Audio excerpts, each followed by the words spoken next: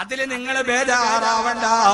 മൊയ്ലിയാർക്ക് കിട്ടാനുള്ള ഏർപ്പാടെന്ന് പറഞ്ഞ സമുദായത്തെ പറ്റിക്കണ്ട. മൊയ്ലിയാർക്ക് കിട്ടാനുള്ളത് കിട്ടിയിരിക്കും. ഞാനൊന്ന് ചോദിക്കട്ടെ,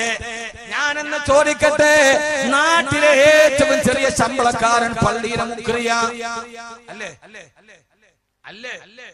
നമ്മുടെ നാട്ടിലെ ഏറ്റവും ചെറിയ ശമ്പളത്തിന് ജോലി ചെയ്യുന്ന ആള് പള്ളിയിലെ വാങ്ങ വിളിക്കുന്ന മുക്രിക്കാക്കായ. മുക്രിക്കാക്കാടെ ശമ്പളവും ക്ലോസറ്റിലെ വെള്ളവും ഒരേപോലെയാണ്. കുറയൂല്ല. ഖത്തീബിന്റെ ശമ്പളം മാറിയാലും മുക്രിയുടെ ശമ്പളം മാറൂല. രണ്ടാമത് ഏറ്റവും ചെറിയ ശമ്പളത്തിന് ജോലി ചെയ്യുന്നത് മദ്രസയിലെ മുഅല്ലിമീങ്ങളാണ്. 2000 രൂപക്ക് പോലും ഈ കഴിഞ്ഞതിന്റെ മുമ്പിൽ താഴ്ച കണ്ണൂർ ജില്ലയിൽ ഒരു പള്ളിയിലെ ചുമയൊക്കെ പോയപ്പോ അവിടുത്തെ മുഅദ്ദിനോട് ഞാൻ ചോദിച്ച ശമ്പളം എത്രയാ? 1500 രൂപ. പക്ഷേ എന്റെ പ്രിയപ്പെട്ടവരോട്, ഇത് മൊയ്ലിയാക്കന്മാർക്ക് കൈമടക്കി കിട്ടാനുള്ള ഏർപ്പാടെന്ന് പറഞ്ഞ സമൂഹത്തെ തെറ്റിദ്ധരിപ്പിക്കുന്നവരോട് 1500 രൂപക്ക് ജോലി ചെയ്തിട്ടുണ്ടെങ്കിൽ പോലും ഇന്നേ വരെ കടക്കിന് കാരണത്താൽ, പൈസ ഇല്ലാത്ത കാരണത്താൽ ഒരു പള്ളിയിലെ മുക്രിയും ആത്മഹത്യ ചെയ്തിട്ടില്ല. ഒരു പള്ളിയിലെ മുയ്ലിയാർ ആത്മഹത്യ ചെയ്തിട്ടില്ല. പക്ഷേ കോടികൾ കൊണ്ട് ബിസിനസ് നടത്തിയ കോടീശ്വരന്മാർ അവസാനം ഇല്ലാത്തതിന്റെ പേരിൽ ആത്മഹത്യ ചെയ്യേണ്ടി വന്നിട്ടുണ്ട്.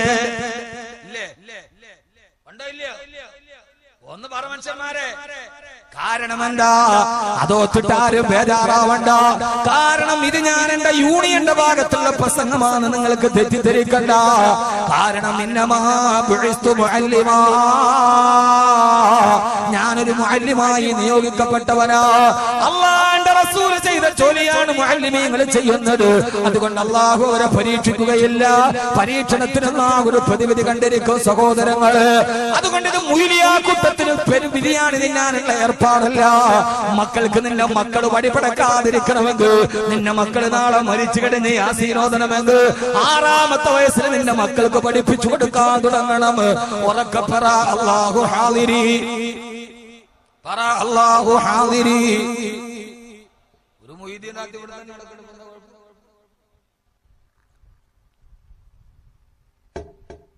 അല്ലാഹു ഹാദിരി, അല്ലാഹു നാദിരി, അല്ലാഹു ഷാഹിദി, അല്ലാഹു മടി.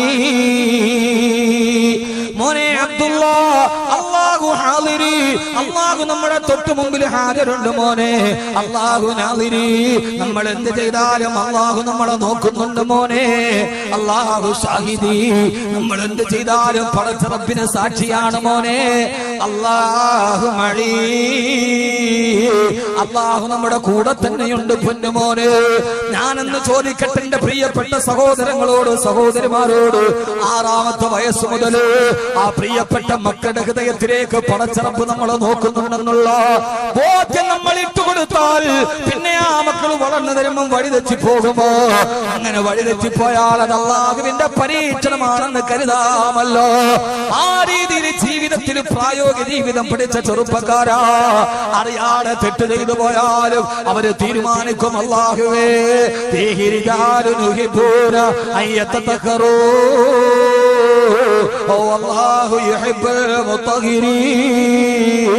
അവർ അല്ലാഹുവിലേക്ക് സ്വയം ശുദ്ധിയാകാൻ ആഗ്രഹിച്ചവരാ. അല്ലാഹു നമ്മളെ പരിശുദ്ധരാക്കി തരട്ടെ. അതുകൊണ്ട് ഇതേവരെ തെറ്റ് ചെയ്തവരോട്, ഇതേവരെ ജീവിതത്തിൽ അവനസഞ്ചാരം ചെയ്തവരോട് സ്വയം പരിശുദ്ധനാകാൻ ഒരു മാനസികാവസ്ഥയുണ്ടാകണേ. അല്ലാഹു നമ്മുടെ തെറ്റുകളെല്ലാം അല്ലാഹു പുറത്തു മാപ്പാക്കി തരട്ടെ. അല്ലാഹു മാപ്പാക്കി തരട്ടെ. അതുകൊണ്ട് യുവത്വത്തിന്റെ ഒന്നാമത്തെ അടയാളം സ്വയം പരിശുദ്ധരാവുക. 2 സമയം വളരെ കുറവ്, ഞാൻ നിർത്താൻ ആഗ്രഹിച്ച സമയമായി. എന്നാലും ഇൻഷാ അല്ലാഹ് കുറച്ചുകൂടി പറയാം. എത്ര ആളുകൾ വന്നല്ലേ? നിങ്ങൾ ഇരിക്കൂലോ അല്ലേ? നിങ്ങൾ ഇരിക്കൂന്ന് ഉറപ്പുള്ളവരൊക്കെ കൈ നോക്കട്ടെ. മാഷാ അല്ലാഹ്. ആളുകൾക്ക് പ്രസംഗം ഇഷ്ടപ്പെട്ടു എന്ന് അർത്ഥം. ഇഷ്ടപ്പെട്ടില്ലെങ്കിൽ പായൊന്നും നിർത്തിയിരുന്നെങ്കിൽ പടച്ചോനെ വിചാരിച്ചു പൊക്കൂല. ഒന്നാമത്തെ പ്രശ്നം നമ്മുടെ ചൂട് തന്നെയാണ്. ഇരിക്കുന്നതിനൊരു പരിധി. ആളുകളൊക്കെ നല്ല ചൂടിലാണ്. ബഹ്റൈനിൽ പോയപ്പോ നല്ലതാണ്. എന്താ സുഖം, നല്ല നമ്മുടെ ഇവിടുത്തെ ഡിസംബറിന്റെ കാലാവസ്ഥ. ഞാൻ ഒത്ത് പടച്ചോനെ അവിടെ തന്നെ നല്ല കാലാവസ്ഥ. ഇവിടെ വന്നിറങ്ങുമ്പോഴോ കഠിനമായ ചൂട്. 42 ഡിഗ്രിയാണെന്ന് പാലക്കാട് ജില്ലയിലെ ചൂട്. ഇത് പാലക്കാട് 42 ഡിഗ്രി. ഏറ്റവും കൂടുതൽ ചൂട് അള്ളാഹു നമുക്ക് തരും പാലക്കാട്. എനിക്ക് തോന്നുന്നു മിക്കവാറും നരകത്തിൽ പോകുമ്പോൾ അള്ളാഹു പാലക്കാട് ഇച്ചിരി കുറച്ച് അള്ളാഹു അങ്ങനെ ആക്കി തരട്ടെ. മനുഷ്യന്മാരെ, നീ ദുനിയാവില് കുറെയൊക്കെ അനുഭവിച്ചിട്ടുണ്ട്, നരകത്തില് ഉള്ളില്ലാതാക്കില്ല. ഒരു 2 ഡിഗ്രിയൊക്കെ. എറണാകുളത്ത് നിന്ന് 38ആണ്, പാലക്കാട് 42, 4 ഡിഗ്രിയൊക്കെ കുറച്ച്. എന്നാ അവിടെ 4 ഡിഗ്രി കുറഞ്ഞിട്ട് വലിയ കാര്യമൊന്നും ഇല്ലതാണ്. ഞാൻ വെറുതെ ഒരു അനുമാനം പറഞ്ഞു കേട്ടെ. നീ ബുഖാരിയിലോ ഹദീസിലോ ഒക്കെ ഉണ്ടോ എന്ന് ചോദിച്ചാൽ കുഴയും. അള്ളാഹു നമ്മളെ നന്നാക്കി തരട്ടെ. അങ്ങനെ ഒരാൾക്കും മാനസാന്തരമുണ്ടായാൽ, അവൻ ജീവിതത്തിൽ മാനസാന്തരമുണ്ടായി, അവൻ അള്ളാഹുവിന്റെ പള്ളിയുമായിട്ടെടുത്തു. ആ പെണ്ണ് പിന്നീട് തലയിൽ തുണിയിടുന്നവളായി, ആ പെണ്ണ് പിന്നെ ആ അള്ളാഹുവിനെ ഇഷ്ടപ്പെടുന്നവളായി, അവൾ വേഷവിധാനത്തിൽ ശ്രദ്ധിക്കുന്നവളായി, അവൾ 5 വക്ത് നിസ്കാരം മുടക്കാത്തവളായി, അവൾ പർദ്ദയിട്ട പെണ്ണായി മാറി. ഒക്കെ ചെയ്തു പോകും. രണ്ടാമത് ചെയ്യേണ്ടത്, ഖുർആൻ അല്ലാഹു പറയുകയാണ്, റിജാലു, യഥാർത്ഥ ആൺകുട്ടികൾ. യഥാർത്ഥ ആൺകുട്ടി ആരാ? നീ എന്തോ വിശാല കൂടെ കൂടെ ബക്കറ്റ് വരുന്ന സമയായ ഓന്ത് തലയിട്ടാൽ ഇടയ്ക്കിടയ്ക്ക് ഇങ്ങനെ നോക്കല. ബക്കറ്റുമായിട്ട് പോകാൻ ഞാൻ പറയാം. എന്നോട് പറഞ്ഞാലല്ലേ എനിക്ക് മനസ്സിലാവുള്ളൂ. ഇതൊന്ന് ദൂരദർശന്റെ മറ്റു ഊമകളുടെ വാർത്ത ഇങ്ങനെ കാണിച്ചാൽ മനസ്സിലാവും. ഈ ദൂരദർശനിൽ 1 കാലം ഊമകൾക്കൊരു വാക്കുണ്ടാവൂ, അങ്ങനെ കാണിച്ചാൽ എനിക്ക് മനസ്സിലാവൂ.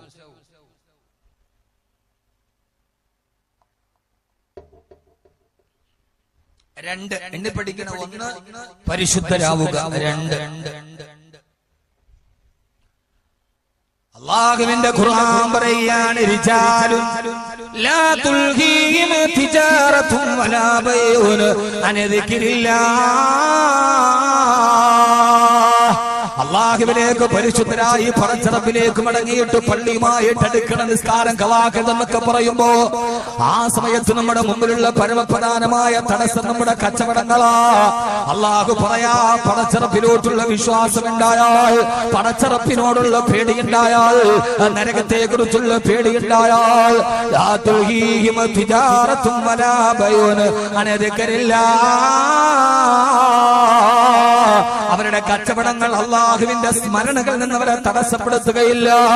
എത്ര വലിയ കച്ചവടമാണെങ്കിലും ശരി, ഏത് വലിയ ബിസിനസ് ആണെങ്കിലും ശരി, അവര് ബാങ്ക് വിളിച്ചാൽ പള്ളിയിൽ പോയി നിസ്കരിക്കാൻ, റമളാനിൽ നോമ്പ് പിടിക്കാൻ, കൃത്യമായി സക്കാത്ത് കൊടുക്കാൻ, വർഷത്തിലൊരിക്കൽ പോയി ഹജ്ജ് ചെയ്യാൻ അവർക്ക് ആ കച്ചവടങ്ങൾ തടസ്സമാവുകയില്ല എന്ന് അല്ലാഹുവിന്റെ വിശുദ്ധ ഖുർആൻ. ഞാനിത് പറയുന്ന ഈ വടക്കഞ്ചേരിക്കാർ മുഴുവനും ദേശീയപാതയുടെ ഓരത്ത് സുന്ദരമായി നടന്നു പോകുന്നവർക്ക് എണ്ണപ്പലഹാരം വെക്കുന്ന, രാപ്പകലുകളില്ലാതെ അടക്കാതെ കടകൾ തുറന്നു കൊടുക്കുന്ന ഗൾഫ് പോലെ അടക്കാത്ത പകലില്ലാത്ത രാത്രികളുള്ള ചെറിയൊരു സ്ഥലമാണ് വടക്കഞ്ചേരി. അള്ളാഹു നിങ്ങളുടെയൊക്കെ കച്ചവടത്തിന് ബറക്കത്ത് നൽകട്ടെ. അള്ളാഹു ആ കച്ചവടത്തിലൂടെ നിങ്ങളുടെ പ്രയാസങ്ങളെ, ജീവിതത്തിന്റെ കഷ്ടപ്പാടുകളും കടങ്ങളും ബുദ്ധിമുട്ടുകളും ഒക്കെ അള്ളാഹു മാറ്റി തന്ന് അനുഗ്രഹിക്കുമാറാകട്ടെ. അള്ളാഹു മാറ്റി തരട്ടെ. അതിനും ആമീൻ പറയൂലേ? യഥാർത്ഥത്തിൽ വടക്കഞ്ചേരി ഗൾഫാണ്. ഇവിടെ പകലില്ല. ഇവിടെ വന്ന രാത്രിയിൽ കടയടയ്ക്ക് രാത്രിയിലല്ല, അടയ്ക്കൂല. വടക്കഞ്ചേരിയിലെത്തിയ കടയൊക്കെ രാത്രി തുറന്നിട്ട് മുഴുവൻ ലൈറ്റ് ഇട്ട് കണ്ട നമ്മൾ ഓർക്കും പടച്ചോനെ ഇതിപ്പോ ഏതോ ദുബൈയിലോ കുവൈറ്റിലോ ആണ്. പിന്നെ എതിരെ ഓട്ടോറിക്ഷ വരുമ്പോഴാണ് ഇത് കേരളമാണെന്ന് മനസ്സിലാകുന്നത്. കാരണം നല്ല റോഡ്, ദുബൈ പോലെ സുന്ദരമായ റോഡ്, രാത്രി മുഴുവനും നല്ല വെളിച്ചം, കടകളൊക്കെ തുറന്നിരിക്കുന്നു. ദുബൈ ആണോ എന്ന് ഓർക്കുമ്പോ ഓട്ടോറിക്ഷ കണ്ടാലേ നമുക്കത് പിന്നെ കല്ലാന്ന് തോന്നുന്നു. അള്ളാഹു കച്ചവടത്തിലൊക്കെ ബറക്കത്ത് നൽകട്ടെ. അള്ളാഹു കച്ചവടത്തിന് ബറക്കത്ത് നൽകട്ടെ.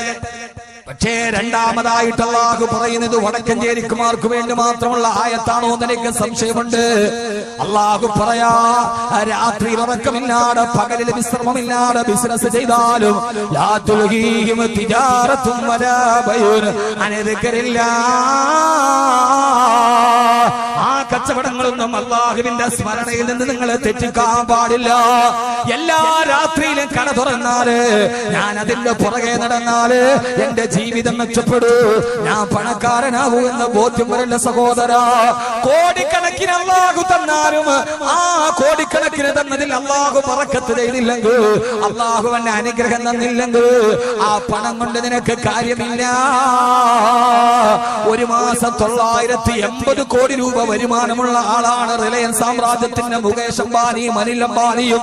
പക്ഷേ അനിൽ അംബാനി സ്ഥാപിച്ച ധീരുഭായ് അംബാനി എന്ന ഇന്ത്യ കണ്ട ഏറ്റവും വലിയ സമ്പന്നനായ മനുഷ്യ സ്ഥാപിച്ച സാമ്രാജ്യത്തിന്റെ സമ്പന്നതയിലൂടെയാണ് മക്കളായ അനിൽ അംബാനിയും മുകേഷ് അംബാനിയും വളരുന്നത്. പക്ഷേ ഇത്രയും വലിയ ഒരു മാസം 980 കോടി രൂപ വരുമാനം ഉണ്ടായിട്ടും അവരുടെ അമ്മ ഇപ്പോഴും കണ്ണീരിലാണ്. കാരണം സഹോദരങ്ങൾ തമ്മിൽ ഒരുമിച്ച് കൂടുകയില്ല, സഹോദരങ്ങളുടെ ഭാര്യങ്ങൾ തമ്മിൽ കണ്ടാൽ മിണ്ടുകയില്ല. എന്റെ പ്രിയപ്പെട്ട ചെറുപ്പക്കാരാ, സ്നേഹം പങ്കിടാൻ കഴിയാറ്, അനുഭവങ്ങൾ പങ്കിടാൻ കഴിയാറ്. വീട്ടിലോട്ട് കയറി പോകുമ്പോ സ്നേഹിക്കാനൊരു ഭാര്യയില്ലാതെ കെട്ടിപ്പിടിച്ചു മുത്തം തരാൻ, കെട്ടിപ്പിടിച്ചു മുത്തം തരാൻ, കെട്ടിപ്പിടിച്ചു മുത്തം തരാൻ. വാപ്പ വീട്ടിലോട്ട് കയറി ചെല്ലുമ്പോ കെട്ടിപ്പിടിച്ചിട്ട് മുത്തം തരാ പൊന്നുമക്കളില്ലെങ്കിൽ ആ സമ്പന്നതക്ക് ഇതൊക്കെ ബറക്കത്താവുള്ളത്. മനുഷ്യ ജീവിതത്തിൽ പകരം വെക്കാനില്ലാത്ത 2 മുഹൂർത്തങ്ങളാണുള്ളത്. നമ്മുടെ ജീവിതത്തിൽ ആ മുഹൂർത്തത്തിന് പകരം വെക്കാനൊരു മുഹൂർത്തമില്ല. അതിലൊന്നാമത്തെ മുഹൂർത്തം കുറെ ദിവസം വീട്ടിൽ നിന്ന് മാറി നിന്നിട്ട് അവസാനം വീട്ടിലേക്ക് പോകുമ്പോ ഭാര്യയും മക്കളുമൊക്കെ വാപ്പ വരുന്നതും കാത്ത് ഭർത്താവും വരുന്നതും കാത്തിരിക്കുമ്പോ വീട്ടിൽ പോയി ദിവസങ്ങൾക്ക് ശേഷം ഗൾഫിൽ പ്രസംഗത്തിന് പോയോ നാട്ടിൽ കിടന്നിട്ടോ വീട്ടിലെത്തി കോളിംഗ് ബെല്ലടിക്കുമ്പോ ബെല്ല് കേട്ട ഉടനെ മുമ്പിലെ വാതിൽ തുറന്ന് ഓടി വന്നിട്ട് കുനിഞ്ഞു നിൽക്കുന്ന സമയത്ത് കരുത്തിലോട്ട് കെട്ടിപ്പിടിച്ച് കുഞ്ഞിളം കൈകളെ കരുത്തിൽ കെട്ടിപ്പിടിച്ച് കവളത്ത് മുത്തം നിന്ന് ഉപ്പാ എന്ന് കുഞ്ഞിളം മോണ കാട്ടി പുഞ്ചിരിച്ചിട്ട് കവളത്ത് ചുണ്ടു ചേർത്ത് മുത്തം നിന്ന് ആ മുത്തത്തിന്റെ ഇടയിൽ മിഠായി തേടി ചുപ്പയുടെ പോക്കറ്റിലേക്ക് കുഞ്ഞിളം കൈകൾ പോകുമ്പോ കെട്ടിപ്പിടിച്ചു മുത്തം നിന്ന് പോക്കറ്റിലെ മിഠായിക്ക് പരതി നടക്കുന്ന പൊന്നുമക്കളുടെ ഒരു ചിത്രം. ജീവിതത്തിൽ ഇതിന് പകരം വെക്കാൻ വേറൊരു മുഹൂർത്തമില്ല. വീട്ടിലേക്ക് പോകുമ്പോ പൊന്നുമക്കളെ കെട്ടിപ്പിടിച്ച് കവളത്ത് മുത്തം തരുമ്പോ അതിന് പകരം വെക്കാം പിന്നെ ഒരു മുഹൂർത്തം ജീവിതത്തിൽ ഇല്ല സഹോദരങ്ങളെ. രണ്ടാമത്തെ മുഹൂർത്തം ഏതെന്നറിയുമോ? അത് രണ്ടാമത്തെ മുഹൂർത്തം വീട്ടിൽ കുളിച്ചിട്ട് കയറി വരുമ്പോ ഈ മുടിയിലൂടെ വെള്ളം ഇങ്ങനെ ഇറ്റിച്ചു വീഴുമ്പോ അടുക്കളയിൽ നിന്ന് ഓടി വന്ന ഉമ്മ ഓടി വന്നിട്ട് ഇടത്തെ കൈകൊണ്ട് കരുത്തിലൂടെ കെട്ടിപ്പിടിച്ചു ഉമ്മാന്റെ നമ്മളെ നൊന്ത് പ്രസിദ്ധ ഗർഭാശയത്തിന്റെ സ്ഥാനത്തേക്ക് മുഖം ചേർത്ത് വെച്ച് വലത്തെ കൈ കണ്ട് ഉമ്മയുടെ തലയിൽ കിടന്ന അടുക്കളയുടെ കരിപുരണ്ട, അടുക്കളയുടെ ഒരു വല്ലാത്ത ഗന്ധം പുരണ്ട തലമുണ്ടെടുത്ത് തോർത്തുമുണ്ടെടുത്ത് മോനെ കൈവെള്ള താനേ തലയിൽ വെള്ളം കിടന്നാൽ പനി വരും കൺമണിയെ എന്ന് പറഞ്ഞ് ഉമ്മാന്റെ തലയിൽ കിടന്ന അടുക്കളയുടെ ഗന്ധമുള്ള തോർത്തെടുത്തിട്ട് നമ്മുടെ തല തോർത്തി തന്ന ഒരനുഭവം. അത് ദുബൈയിലെ 7 സ്റ്റാർ ഹോട്ടലിൽ കിടന്നാലും ബാത്ടബിൽ സുഖം കിട്ടില്ല. ഉമ്മാന്റെ തലയിൽ കിടന്ന അടുക്കളയുടെ ഗന്ധമുള്ള ചെറിയ തോർത്തുമുണ്ട് കൊണ്ട് നമ്മുടെ തല തുറത്തി തന്ന ബാല്യകാലം. അത്താഴം കഴിക്കാതെ നേരത്തെ ഉറങ്ങുമ്പോ ഉറക്കത്തിന് എഴുന്നേറ്റിട്ട് മോനെ അത്താഴപ്പട്ടിന് കിടന്നാൽ അരക്കാടപ്പച്ചിയുടെ ഇറച്ചി കുറഞ്ഞു പോകും പൊന്നുമോനെ എന്ന് പറഞ്ഞ് ഉറക്കച്ചടവിലും മടിയിലിരുന്ന് ഉമ്മ മാറി തന്ന ഭക്ഷണത്തിന്റെ രുചി, ആ ഭക്ഷണത്തെക്കാൾ രുചിയുള്ളൊരു ഭക്ഷണം പിന്നെ ജീവിതത്തിൽ കിട്ടിയിട്ടില്ല. തൊട്ടിലിൽ കിടന്ന് താരാട്ടുമ്പോ എന്റെ ഉമ്മ പാടിത്തന്ന താരാട്ട് പാട്ടിനേക്കാൾ ഇമ്പമുള്ള സംഗീതം പിന്നെ എന്റെ ജീവിതത്തിൽ ഞാൻ കേട്ടിട്ടേയില്ല. ലാ ഇലാഹ ഇല്ലല്ലാഹു ലാ ഇലാഹ ഇല്ലല്ലാഹ് ലാ ഇലാഹ ഇല്ലല്ലാഹ് മുഹമ്മദുർ റസൂലുള്ളാഹ്. ഞാൻ എന്റെ ജീവിതത്തിൽ കേട്ട ഏറ്റവും ഇമ്പമുള്ള സംഗീതം ഈ വരിയാണ്. ഉമ്മ താരാട്ട് പാടിത്തന്ന വരി ലാ ഇലാഹ അല്ലഫൽ അലിഫു നിളാമ മദ്ഹിയൽ ആലിആൽ അവല സുതൂരി ബിസ്മില്ലാഹി ബദൽ ഖാലിഖാൽ. വീരനാമനിയാരുടെ വീരകഥകൾ കേൾക്കണം, ശൂരനായി നീ വളരണം ആരംഭ പുനരാരമേ. ഇതിനെ ഇതിനേക്കാൾ മധുരമുള്ള, ഇതിനേക്കാൾ ഇമ്പമുള്ള ഒരു സംഗീതം പിന്നെ ഞാൻ എന്റെ കാതിൽ കേട്ടിട്ടില്ല. ഇതാണ് ജീവിതത്തിന്റെ സൗഭാഗ്യമെന്ന് തിരിച്ചറിയുമ്പോ എത്ര കോടികൾ സമ്പാദിച്ചാലും വീട്ടിലേക്ക് കയറി പോകുമ്പോ സ്നേഹിക്കാനൊരു ഭാര്യ, കെട്ടിപ്പിടിച്ചു മുത്തം തരാ പൊന്നുമക്കളില്ലെങ്കിൽ പിന്നെ ആ സമ്പത്തിനെന്ത് ബറക്കത്താണുള്ളത്. അള്ളാനെ മറന്നിട്ടുണ്ടാക്കിയ സമ്പത്ത്, നിസ്കാരം മുടക്കിയിട്ടുണ്ടാക്കിയ സമ്പത്ത്, അച്ഛന് പോകാതെ കൂട്ടിവെച്ച സമ്പത്ത്, അതിന് ബറക്കത്തില്ല. അള്ളാഹു പറയാണ്, യഥാർത്ഥ യുവാക്കൾ അവരുടെ കച്ചവടം അല്ലാഹുവിനെ തൊട്ടവരെ തടയുകയേയില്ല. അള്ളാഹു നമ്മളെ അങ്ങനെ ആക്കി തരട്ടെ. അള്ളാഹു നമ്മുടെ കച്ചവടത്തിൽ അള്ളാഹു ബറക്കത്ത് നൽകി അനുഗ്രഹിക്കട്ടെ. മക്ക കണ്ട ഏറ്റവും വലിയ കോടീശ്വരനായിരുന്നു മഹാനായ അബ്ദുറഹ്മാൻ ഇബ്നു ഔഫ് റളിയല്ലാഹു അൻഹു. ഹബീബായ നബി തങ്ങളുടെ അടുക്കലേക്ക് വന്നിട്ട് അബ്ദുറഹ്മാൻ ഇബ്നു ഔഫ് റളിയല്ലാഹു തആല ഒരു ദിവസം പറഞ്ഞു, യാ റസൂലല്ലാഹ്, എന്റെ കയ്യിലാകെ 4 ദിർഹമാണുള്ളത്. എന്റെ കുടുംബത്തെ പോറ്റാൻ എനിക്ക് കഴിയുന്നില്ല നബിയെ. ഞാനൊരു കച്ചവടത്തിന് ഇറങ്ങുകയാണ്, അങ്ങ് ദുആ ചെയ്യണേ യാ റസൂലല്ലാഹ്. 4 ദിർഹവും തന്റെ കയ്യിൽ കൊണ്ടുവന്ന് ദുആ ചെയ്യാൻ വേണ്ടി പറഞ്ഞ അബ്ദുറഹ്മാൻ ഇബ്നു ഔഫ് റളിയല്ലാഹു അൻഹുവിന് വേണ്ടി അല്ലാഹുവിന്റെ റസൂൽ ദുആ ചെയ്തു, അല്ലാഹുവേ അബ്ദുറഹ്മാൻ ഇബ്നു ഔഫിന്റെ സമ്പത്തിന് നീ ബറക്കത്ത് നൽകണേ അല്ലാഹ്. ദുആ ചെയ്ത നബി തങ്ങൾ 4 ദിർഹമേ കയ്യിലുള്ളൂ. മുത്തുനബിയുടെ കയ്യിൽ കൊണ്ടുവരുന്ന നബിയെ, ഞാനൊരു കച്ചവടത്തിന് ഇറങ്ങാൻ, അങ്ങൊന്ന് ദുആ ചെയ്യണേ നബിയെ. അതുകൊണ്ടാണ് ഇന്നും പലരും കച്ചവടം തുടങ്ങുമ്പോ തങ്ങന്മാരുടെ അടുക്കൽ, നല്ല നല്ല ആലിമീങ്ങളുടെ അടുക്കൽ ഒന്ന് കൊണ്ടുപോയി ദുആ ചെയ്ത് തുടർന്ന് തരണേ. അല്ലാഹു തൗഫീഖ് നൽകട്ടെ. ഇതിനൊക്കെ അടിസ്ഥാനമുണ്ട്. അതുകൊണ്ടാണ് ചില ആളുകൾ ജുവലറി തുടങ്ങി, ടെക്സ്റ്റൈൽസ് തുടങ്ങി, തങ്ങളെ കൊണ്ടുവന്നു, നാട മുറിച്ചു.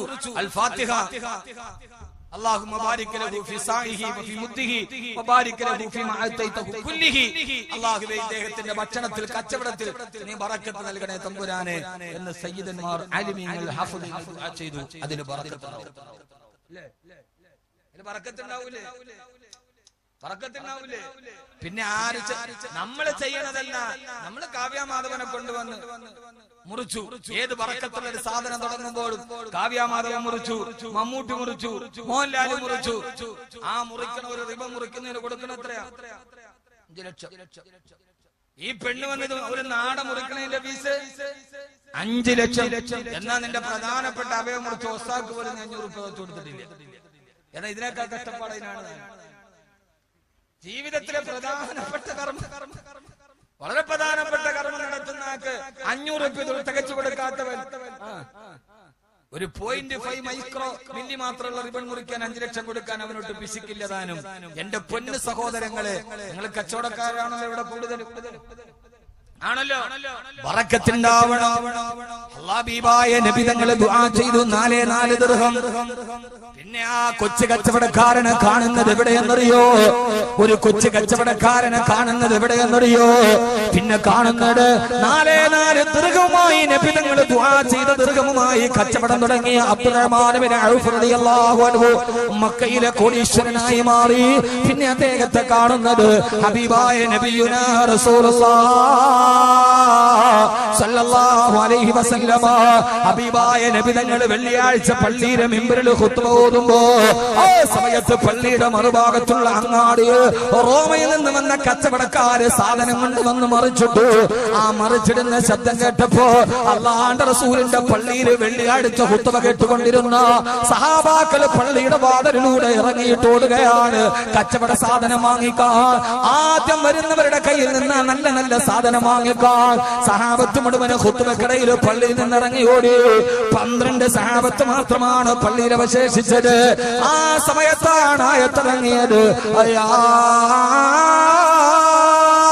ആ സമയത്താണ് ആയത്തിറങ്ങിയത്. നബിയേ وَإِذَا رَأَوْا تِجَارَةً أَوْ لَهْوًا انفَضُّوا إِلَيْهَا وَتَرَكُوكَ قَائِمًا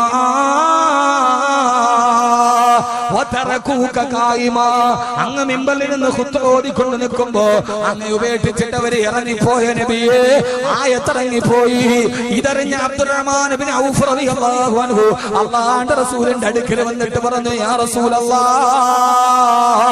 എന്റെ കച്ചവട സംഘം മക്കയിൽ മദീനയിൽ വന്നപ്പോ സഹാബത്ത് പോലും പള്ളിയിൽ നിന്ന് ഇറങ്ങാൻ എന്റെ കച്ചവടം കാരണമായെങ്കിൽ ആ കച്ചവടത്തിന്റെ സമ്പത്ത് മുഴുവനും അല്ലാഹുവിന്റെ ദീനിന് വേണ്ടി ഞാൻ സദഖ ചെയ്യുന്നു യാ റസൂലല്ലാഹ്. സഹോദരങ്ങളെ, 4 നയാ പൈസ കയ്യിൽ വെച്ച് കച്ചവടം ചെയ്ത ആൾ മക്ക കണ്ട ഏറ്റവും വലിയ കോടീശ്വരനായി മാറുന്ന അവസ്ഥയിലേക്ക് മാറിയതെങ്ങനെയാ? അവരുടെ കച്ചവടം അല്ലാഹുവിന്റെ സ്മരണയെ തൊട്ട് തടസ്സപ്പെടുത്തിയിട്ടില്ല. തന്റെ കച്ചവടത്തിന്റെ പേരിൽ ഖുർആനിലൊരായത്തിറങ്ങിയപ്പോ തന്റെ ജീവിതത്തിന്റെ സമ്പാദ്യം മുഴുവനും ഒരൊറ്റ നിമിഷം കൊണ്ട് സദഖ ചെയ്തു. മഹാനായ സയ്യിദുനാ അബ്ദുറഹ്മാൻ ഇബ്നു ഔഫ് റളിയല്ലാഹു അൻഹു. അല്ലാഹു നമ്മുടെ കച്ചവടത്തിന് ബറക്കത്ത് നൽകട്ടെ. അതുകൊണ്ട് കെട്ടിപ്പിടിച്ചു നിൽക്കുന്നതിൽ അർത്ഥമില്ല. ഈ സമ്പത്ത് ഇങ്ങനെ കെട്ടിവെച്ചിരിക്കുന്നതിൽ അർത്ഥമില്ല. ഈ സമ്പത്ത് നിങ്ങളെ രക്ഷിക്കുമെന്ന് നിങ്ങൾ കരുതണ്ട. കോടിക്കണക്കിന് രൂപ സ്വിസ് ബാങ്കിന്റെ അക്കൗണ്ടിലേക്ക് കെട്ടിക്കിടക്കുമ്പോഴാണ് ജർമ്മനിയിൽ നിന്ന് മലേഷ്യയിലേക്കും, മലേഷ്യയിൽ നിന്ന് ബെയ്ജിംഗിലേക്കും, ബെയ്ജിംഗിൽ നിന്ന് ബെർലിനിലേക്കും സ്വന്തം ഫ്ലൈറ്റ് ചാർട്ട് ചെയ്ത് സഞ്ചരിച്ച ബ്രിട്ടാനിയ ബിസ്ക്കറ്റ് സാമ്രാജ്യത്തിന്റെ അധിപതി ബഹുമാനപ്പെട്ട രാജംപിള്ള തിഹാർ ജയിലിന്റെ പരിപരുത്ത സിമന്റ് ബെഞ്ചിൽ കിടന്ന് അവസാനം മരിക്കുമ്പോ അയാളുടെ സ്വിസ് ബാങ്കിന്റെ അക്കൗണ്ടിൽ കോടിക്കണക്കിന് ഡോളർ കെട്ടിക്കിടക്കുന്നുണ്ട്. പക്ഷേ തിഹാർ ജയിലിന്റെ സിമന്റ് ബെഞ്ചിൽ കിടന്ന് മരിക്കുന്ന സമയത്ത് അവസാനം ഒരു ഗ്ലാസ് പച്ചവെള്ളം കിട്ടാൻ കോടീശ്വരനായ രാജംപിള്ളക്ക് കഴിഞ്ഞിട്ടില്ലെങ്കിൽ പിന്നെ നിന്റെ സമ്പത്ത് കൊണ്ട് നിനക്ക് എന്ത് നേടാനാണ്?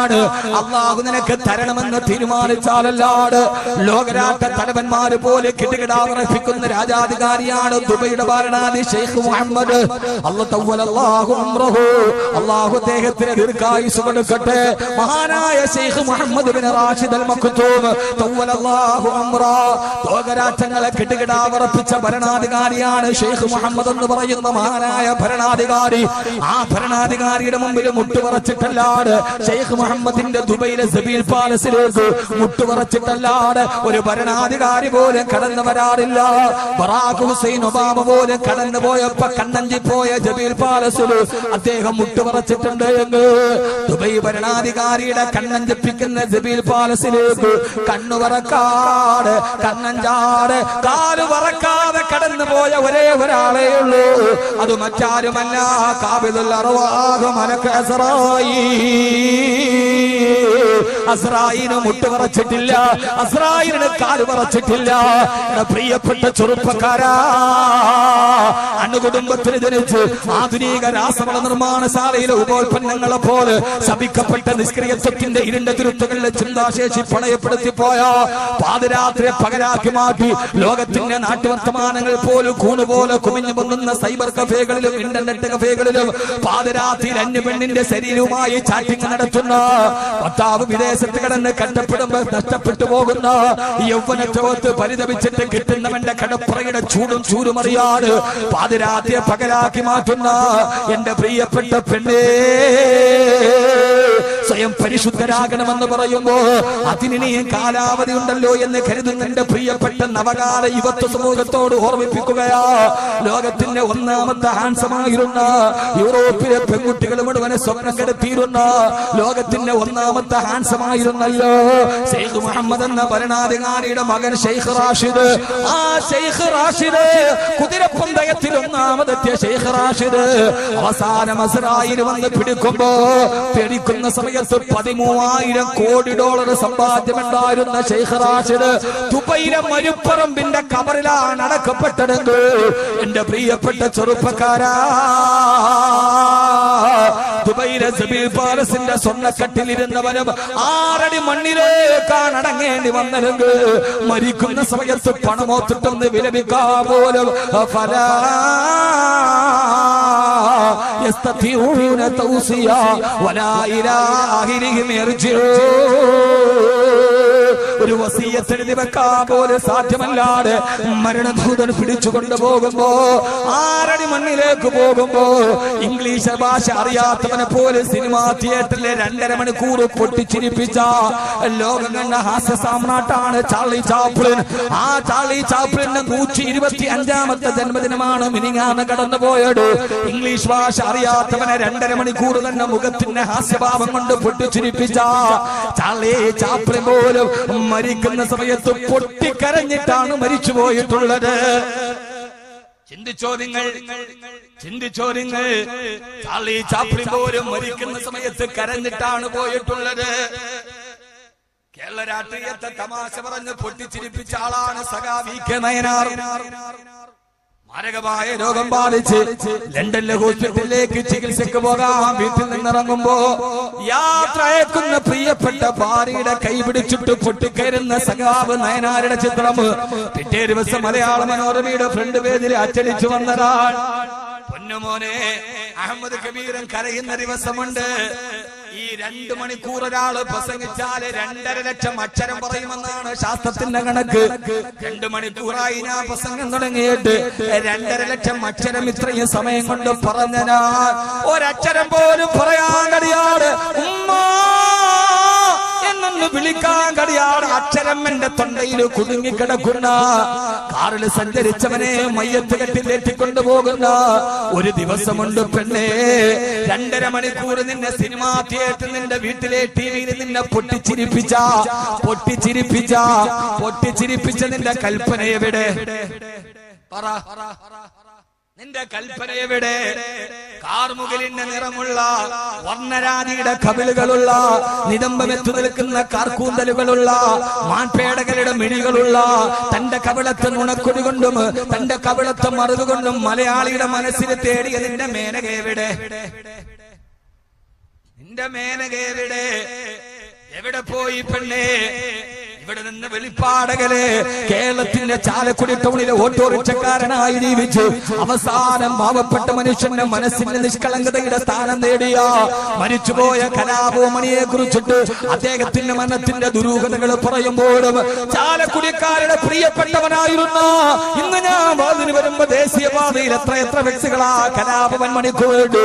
എന്നാലും എന്റെ പ്രിയപ്പെട്ട പെണ്ണേ, എന്റെ പ്രിയപ്പെട്ട ചെറുപ്പക്കാരാ, കലാഭവമണിയെ പലരും ആദരിക്കുമ്പോഴും അദ്ദേഹത്തിന് വേണ്ടി ആദരസൂചകമായി ഫ്ലക്സ് വെക്കുമ്പോഴും മരിച്ചുപോയ കലാഭവമണിയുടെ മൃതദേഹവും വഹിച്ചുകൊണ്ട് ചാലക്കുടിയാറിന്റെ പുരത്തേക്കുള്ള വീട്ടിലേക്ക് വരുമ്പോ കലാഭവമണിയുടെ തിരുശരീരം കാണാൻ മലയാളത്തിന്റെ സെലിബ്രിറ്റികളായ സിനിമാ നടന്മാർ വന്നപ്പോ ആ സിനിമാ നടന്മാരുടെ കൂടെ നിന്ന് സെൽഫി എടുക്കാൻ മരണത്തിന്റെ വിലാപയാത്രയിൽ കണ്ണീരണിഞ്ഞവരെ ശ്രമിച്ചപ്പോ കലാഭവമണിയുടെ ശരീരം പോലും തറയിലേക്ക് വീഴേണ്ടി വന്നില്ലേ.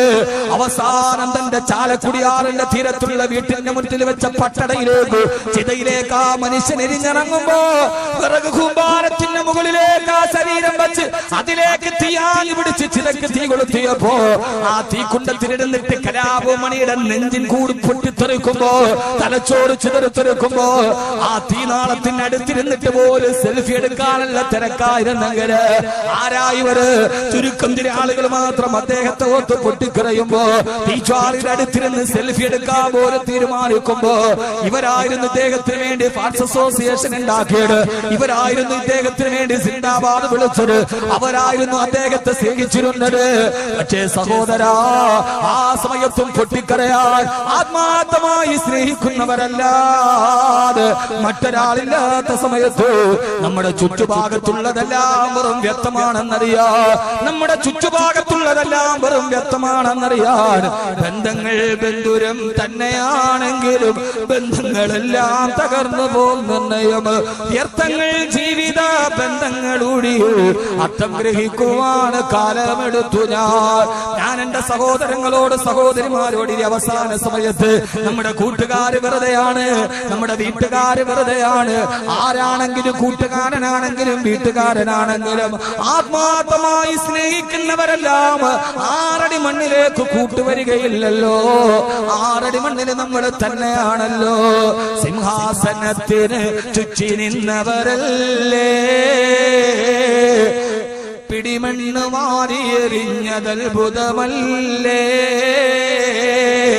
സ്നേഹിച്ചവരൊക്കെ 6 അടി മണ്ണിലേക്കും മണ്ണ് മാറിയിട്ടിട്ട് തിരിച്ചു പോകുന്ന ദിവസം ആരും നമ്മുടെ ചുറ്റുവട്ടത്തുണ്ടാവില്ല, ആരും നമ്മുടെ ചുറ്റുവട്ടത്തുണ്ടാവില്ല. പ്രേമം പഠിപ്പിച്ചു തന്നവരുണ്ടാവില്ല, പ്രണയം പഠിപ്പിച്ചു തന്ന മൊയ്തീനും കാഞ്ചനമാലയും ഉണ്ടാവില്ല.